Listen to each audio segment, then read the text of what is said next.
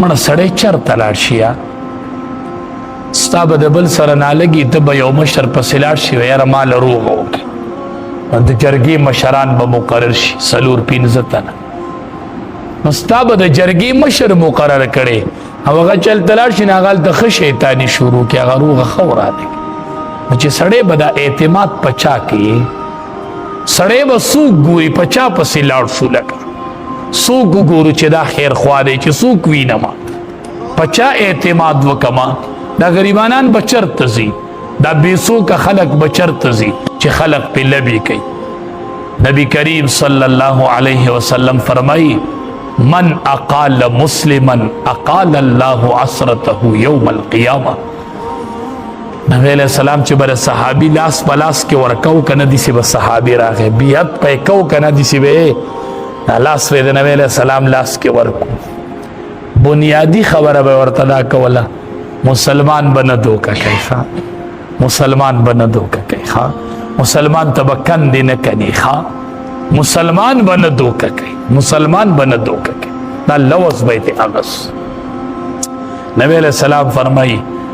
چا چې اقاله وکړله د یو مسلمان سره اقاله دی ته وایي یو دکاندار یو سیس خرڅ کو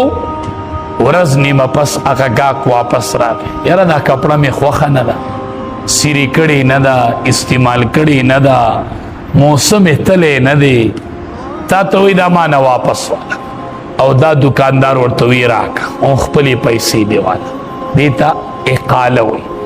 نبی علیہ السلام فرمایي چا چې د مسلمان سره اقاله وکړله اقال الله عثرته یوم القیامه الله تبارک وتعالی با د دې دکاندار سره اقاله وکي په ورځ د قیامت الله وی چې دا دکاندار مال راشي زه به ورته واما تاله چې هغه واپس شوی سیز راوړو دا په سړي ډېر بد لګي دکاندار یې له خوشحالېږي وي پیسې مې وګټلې چې ګوري یا پسې واپس راوړي ټیک ته چې دا ډېر چپ لګي په بنده خدا الله نن ته سودا واپس کوي هغه مختورن راغلی دی الله تبارک وتعالی وی چې دا دکاندار مال مخې نه راشي د ده ګناهونه به راشي